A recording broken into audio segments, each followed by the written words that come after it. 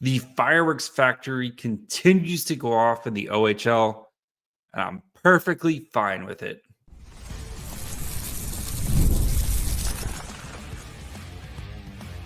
You're Locked On Sharks, your daily podcast on the San Jose Sharks, part of the Locked On Podcast Network, your team every day. Hello, welcome to Locked On Sharks, the premier hockey podcast covering your favorite team in the Bay Area. My name is JD Young, caretaker at the Reef, also the co-host of Locked On NHL. I want to thank you for making Locked On Sharks your first listen. Proudly part of the Locked On Network. We cover your team every day. If you want to be an everyday, all you have to do is just follow along wherever you get podcasts, or you can watch on YouTube as well. And today we're diving back into the prospect Reef, discussing Igor Chernyshov, and then a kind of a deeper dive on Kasper Halttunen and how his game is starting to really round out.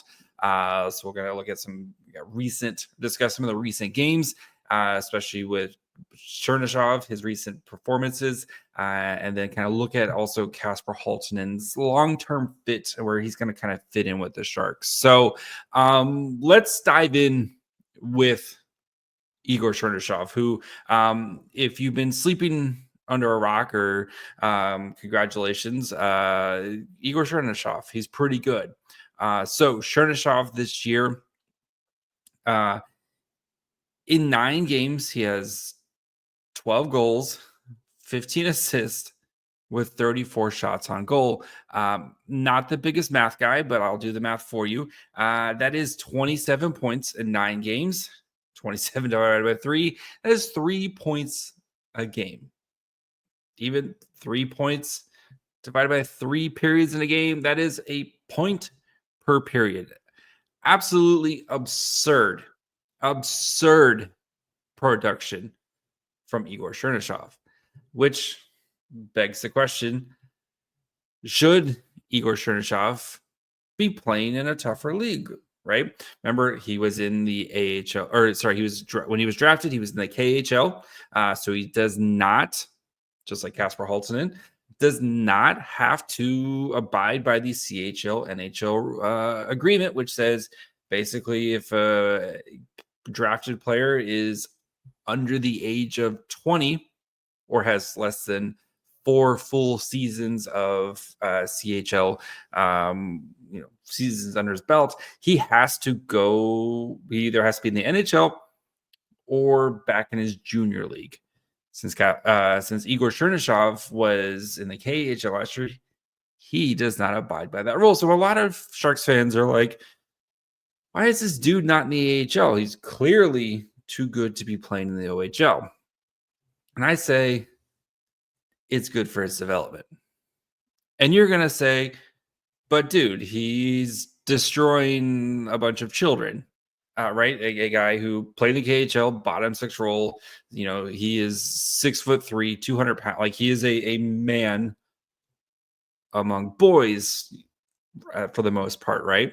He's also playing with a top 2 pick in Michael Misa on a Saginaw team that is scoring a bajillion points a night. How is this good for his development? And I say, all development doesn't take place on the ice. Igor Chernyshov, who was drafted, he was at the draft. I was there when he had, right, every player who's at the draft, they meet with the media. Igor Chernyshov doesn't speak English, or if he did speak English, it wasn't enough for that he was comfortable. He had a translator. So remember, Igor Chernyshov is a 19-year-old kid moving to North America, doesn't speak the language or doesn't feel comfortable enough where he needs a translator. Getting used to playing hockey, a little bit different game, right? Hockey's still hockey, but the way it's played in Europe, the way it's played in Russia, the way it's played in North America, all slightly different. And again, he's 19. So for him, his development isn't as much as on the ice. It's learning, getting comfortable with the English language, living in North America on your own. And I know he's with a billet family, and of course, right? but just getting used to starting to become a pro and a new culture and new teammates and all this stuff. And the hockey's like almost secondary. Like I'm actually like the hockey's the easy part for him right now because of his floor and the details in his game. I'm fine with him spending the rest of the year with Saginaw, where he's going to continue to put up a bajillion points. And then we'll see you in the AHL next year. That is perfectly fine, right? I'm actually glad the hockey's easy because imagine if, right, outside of work, everything is a struggle for you, right? Again, I don't know. I haven't talked to I was there at the draft, asked him a question through his translator and stuff. I don't know how his English is coming along. I assume it's coming along. I'm assuming he's picking it up, but still, right? Trying to pick up the English language in 6 months. I'm sure he's, learned the appropriate swear words and the hockey terms and stuff like that. But still, like for a kid who's coming over here and is expected to spend the rest of kind of majority of his adult life here, hopefully playing in the NHL and having a long successful career, like this is a big time for him to kind of get these foundational skills kind of in place. So it's good that the hockey's coming easy, because could you imagine if like you're dealing with all that stuff or just trying to learn English and trying to play, like just be in North America and kind of deal with North American schedule, like the junior schedule, deal with all that stuff, and then you were playing poorly on top of it. It would be like had to be extremely frustrating. So it's good. It's good to see that the hockey's easy for him right now. And this doesn't mean like, Igor Chernyshov has plenty of stuff to continue to work on his development as he continues to, grow into his adult body. And, I think for him, like he's very good with his details and working on some of like his spacing and stuff like that. I think it needs to work on his skating just a touch more. And like, there's plenty of stuff he needs to continue to work on and that he'll work on when he comes to the AHL next year. But like, I think for him this season, and again, he's also coming off shoulder surgery, which we haven't even mentioned, right? That was why he fell to the Sharks in the second round, beginning the second round, is because he had shoulder surgery.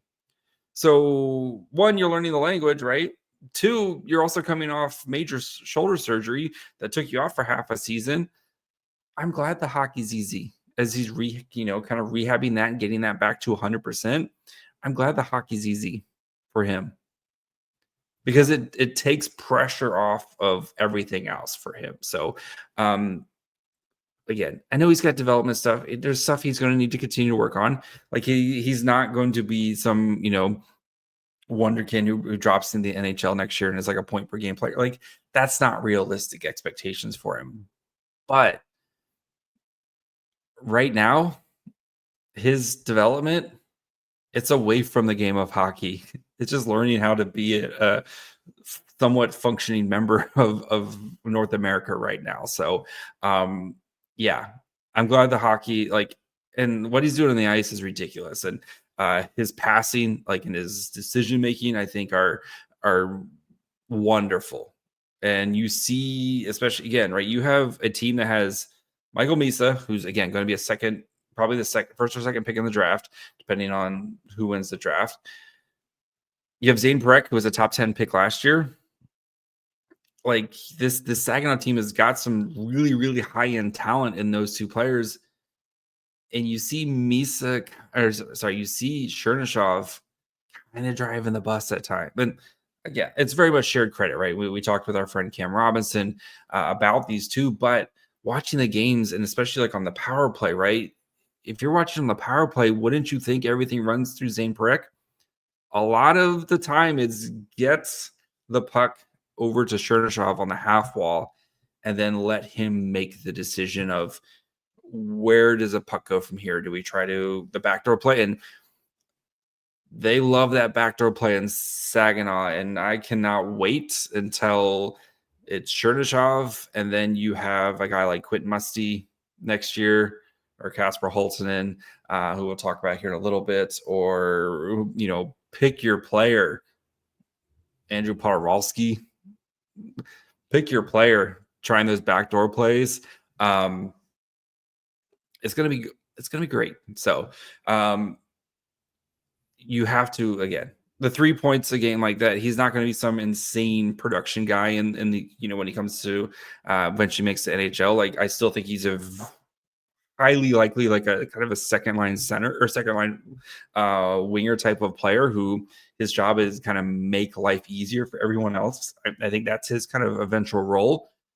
But again, right, development isn't always about what's going on the ice. And I think for Chernyshov, having the hockey easy takes the pressure off of him, so he can kind of focus on some of the other things right now. That way, when he gets to the AHL next year, and I fully expect him to be in the AHL next year,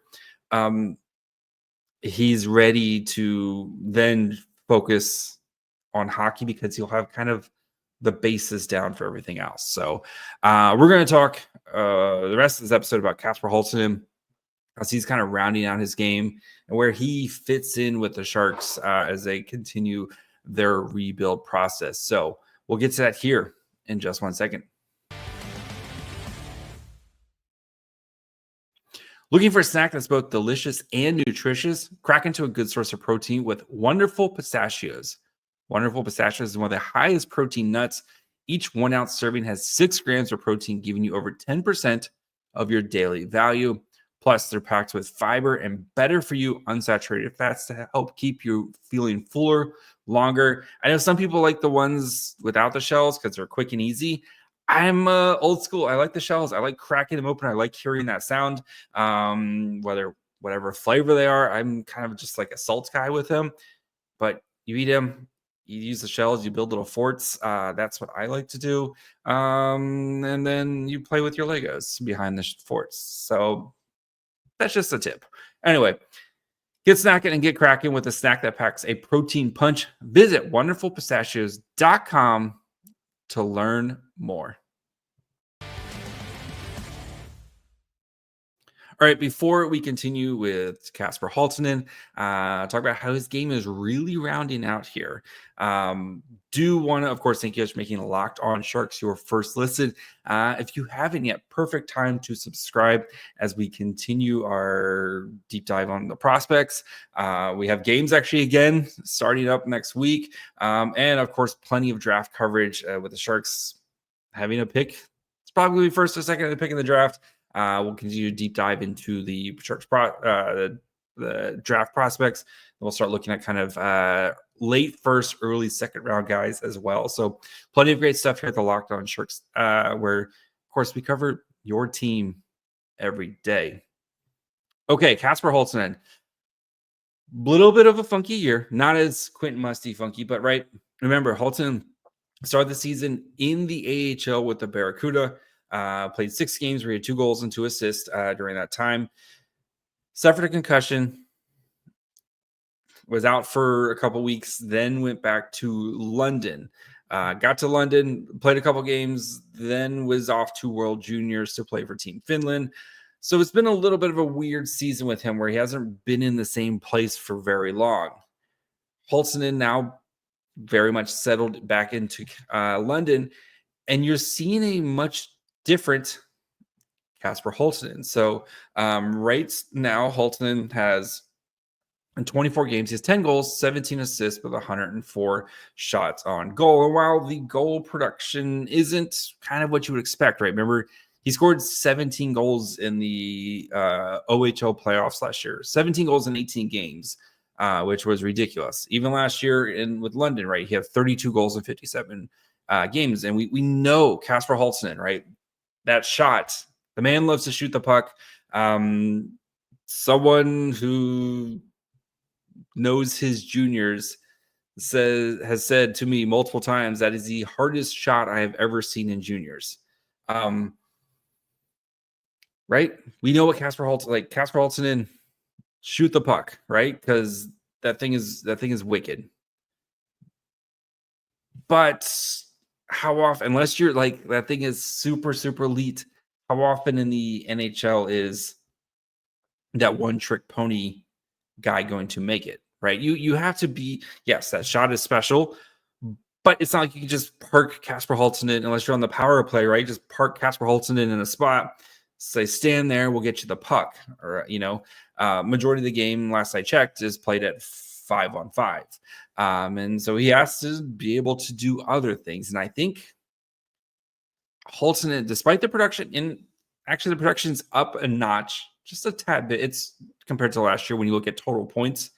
But you're seeing him round out his game much more. Let's start with the playmaking, which last year London was, especially in the power play, was move the puck around to try to get Kasper Halttunen a shot. And that's still there, but teams have kind of wised up to that, right? Where you're seeing him kind of get shadowed a little bit more, or as soon as the puck's heading their way, like the teams are putting more pressure on Halttunen, where he can't just get that shot off cleanly, right? And he can still get the shot off, and you've seen some goals lately from him that have just been absolute. It's like a cobra striking, just insanely special. Like it's a beautiful shot, and it's quick, and it's powerful, and like, yes, that shot is going to get him in the NHL, but you're seeing the playmaking start to come around and the assist. And it's not just him, kind of tacking on it. It's him making plays to actually like create assists. And the passing, I think from Halttunen has really jumped up another level this season compared to last year. Halttunen last year was playing on the third line. This year has been promoted, playing on the second line, usually with Landon Sim, who probably one of those is probably going to sign with a team after. I don't think he was drafted, if I recall correctly, but he's probably going to be one of those guys that signs with a team after his junior career is over, and most likely kind of an AHL type of player, but still. He's a solid junior center. Like, he scores a lot. Like, he definitely kind of helps to drive play, et cetera, et cetera. But Halttunen, like, I'm seeing way more of just instead of the like just shoot, like you're seeing more of patience with him, developing that playmaking, making the right reads, finding open guys, where I think last year he would have been more trigger happy.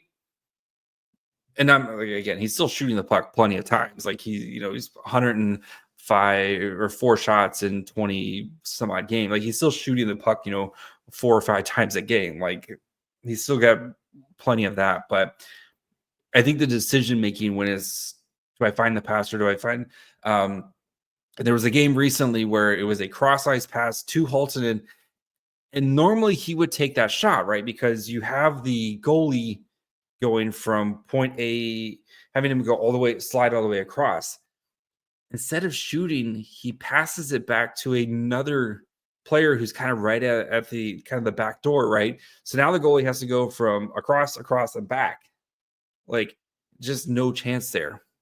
And those type of plays of making that smart play that to just get an easy goal there, like stuff like that. And then his defensive game, which I think is really continuing to grow and develop. Halttunen never going to be, Selke shutdown defensive player, but kind of like we talked about with Bordelot, right? Can you just try hard? Can you just be in the right position, et cetera, et cetera? And you're seeing him earn more opportunities from London. He's getting time on the penalty kill. He's blocking shots. There's a shot that he blocked. This play, it's like really sticks to me. It shows the growth in his development, where he's up kind of covering a guy. I think it's a defenseman right on the defenseman's trying to kind of walk the blue line. He takes a shot. Halttunen blocks it, like goes down, blocks the shot, like kind of on his knee, blocks the shot. The defenseman kind of crashes towards Halttunen, gets up, kind of pokes the puck out of the zone into the offensive zone, wins the foot race, holds off the defender, kind of beats the defender in a puck battle, and then gets the puck to the middle of the ice for an assist.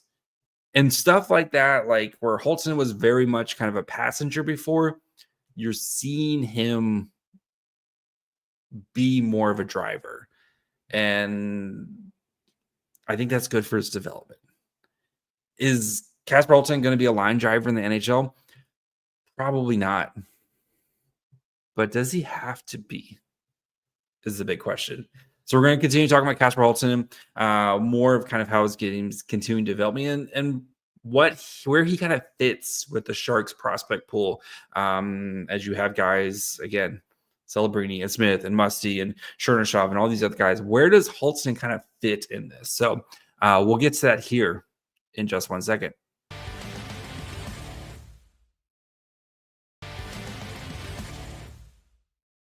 All right, before we finish up with Kasper Halttunen, I do want to, of course, thank you guys for making Locked On Sharks your first listen. For your second listen, when you're done with this episode, go check out one of the other great shows here at the Locked On Network. Of course, you have Locked On Fantasy Hockey. If your fantasy hockey team needs some help, you have Locked On NHL, where we cover the biggest stories that are going on in the NHL every day with a rotating cast.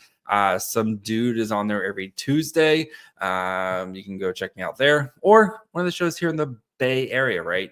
Locked On Niners, Locked On A's, Locked On Giants, Locked On Warriors. Plenty of great stuff here at the Locked On Network. We cover your team every day. Okay, Kasper Halttunen continues to develop, right? And his development, I think, is, while the production isn't eye-popping compared to some of the other players, I think you're seeing the development of his game, and as he continues to get ready to become a professional, like a full-time professional. And I know he played in the Liga, but right, played in juniors, really saw his confidence soar last year, especially after his playoffs. This season, right, it's been a little bit of a winding road to begin the season, but has really settled into his role. And another kind of aspect of Halttunen's game, right? The physicality. Dude is big. 6'4", 205 pounds.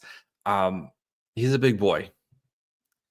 And he's starting to realize how to use his big boy strength here. And this is where I think, again, getting into the AHL, where he's going to have to use it more, and then eventually in the NHL, where he's going to have to use it a lot, and especially with his role, the physicality.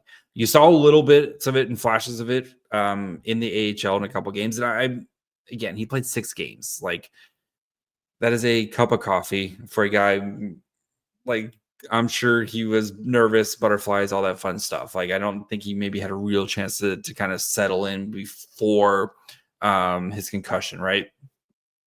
But you're seeing on the forecheck, you're seeing in the defensive zone, like him using the body, all that, like those type of plays. And I think that's going to be his role as he continues to, kind of matriculate through the Sharks pipeline.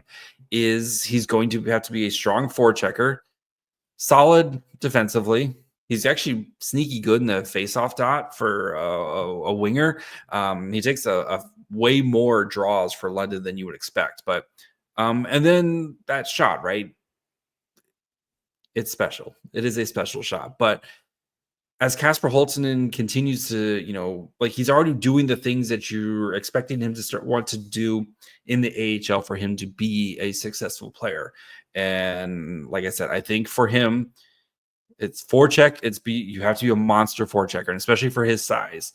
He still needs to work on his skating. And I think once he gets to the AHL, where the practices are a little more, right, you have mostly games on the weekends, there's a little bit more practice time. I think spending some time with a power skating coach, that we can kind of work on that first 3 steps. And again, you're starting to see some improvement there, but I think spending some time with that, where it's usually the first 3 steps for him, right, where they feel a little choppy. And again, I'm not like a skating expert, and if I notice like that, it's probably pretty noticeable for most other people. But if he kind of get those first 3 steps down, gets, is a monster on the forecheck, continues to improve his playmaking, isn't a liability in the defensive zone, and has that shot, like, I think for Kasper Halttunen, he can be a really solid, like, super awesome complementary playmaker. Or he doesn't have to be the play driver, right? You assume Macklin, Celebrini going to be able to drive the line. We've seen it right now. I don't think that's a skill that's going to go away. Will Smith, we're seeing flashes of him being able to drive a line, and as he continues to grow in his development, I think he will have no problems being kind of the main line driver. The guy who kind of controls play and makes sure everyone is, just kind of keeping the puck moving, making the right decisions, all that stuff, right? And that's why Will Smith was drafted where Will Smith is, because of that ability. So if Kasper Halttunen is playing with potentially one of those guys, or if the Sharks draft like Michael Misa, who I think also is going to be a line driving type of player, if he's playing with one of those guys, does he really need to drive play? Or can he go get puck, go shoot puck, make some plays? Like, be solid in the defensive zone, be a physical force. And I think that's going to be his role. He's got the size and frame, right? 6'4", 205 pounds. Like, I don't think you have to worry about him kind of wearing down.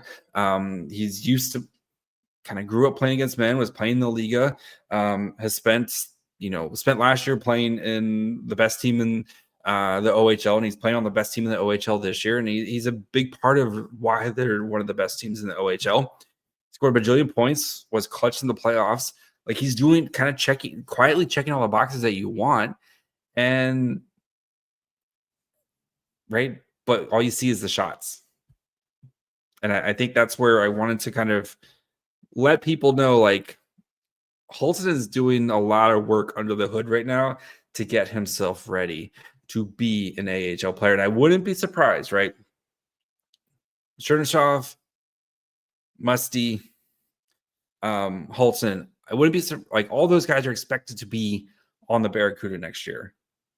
I wouldn't be surprised if Halttunen has the best start to all, like, their age. I'm not saying he's gonna be the best player out of them, those three guys. That's not what I'm saying. I'm just saying I wouldn't be surprised if he has the best start, because right now I think his game is being more tailored to professional hockey, especially in the AHL. Like, I'm not worried about Chernyshov and I'm not worried about Musty, but Chernyshov, right, it's going to be a little bit younger. I know he's playing the KHL. Still, there's going to be an adjustment period there. Halttunen's already played in the AHL. Again, cup of coffee, et cetera, et cetera. And Quint Musty, who, I think for him, we saw, especially in the preseason last year, and for the Sharks, like, he has all the skill in the world. I don't know if he's been able to work on his game against playing guys who are just as big and just as fast and just as strong as him. And I think he's going to take a little bit of time for the adjustment in the AHL, but then once it clicks for him, like, it's going to click for him, and Musty's going to be awesome. But I'm just saying, out of the three, I wouldn't be surprised if Halttunen kind of hits the ground running first among those three guys. So he's doing a lot of good stuff, like, under the, like, you're seeing a lot more, like, kind of subtlety from his game. And I think he's on the right path. I think he's, again, maybe he doesn't have the same ceiling as the other two guys between Chernyshov and Quentin Musty, who I think like, those guys are legitimate top six, potentially even top line players, especially in Quentin Musty's case. But can Kasper Halttunen be a much better version of kind of like Kevin LeBanc, right? Remember, Kevin LeBanc's early career was power play specialist, scored a bunch of goals that way, playing on the third line. Much different player, Kasper Halttunen, but can that be kind of the pathway to him, where he's kind of a power play specialist at first, playing on the third line, go out and forecheck, make life easy for your center, go get puck type of person, and then eventually kind of continue to grow and develop. I think that's his path. And I still think there's a massive place for Kasper Halttunen in that shot. Celebrini slinging passes to Kasper Halttunen as he just crushes one-timers. Sign me up for that. So that's gonna be it for me today. We'll be back tomorrow. So make sure you guys are following along wherever you get podcasts, and of course you can watch on YouTube as well. Follow the show on Twitter, Facebook, and Instagram at Locked On Sharks. Follow me on Twitter and Blue Sky at My Fry Hole. Until tomorrow, bye, friends.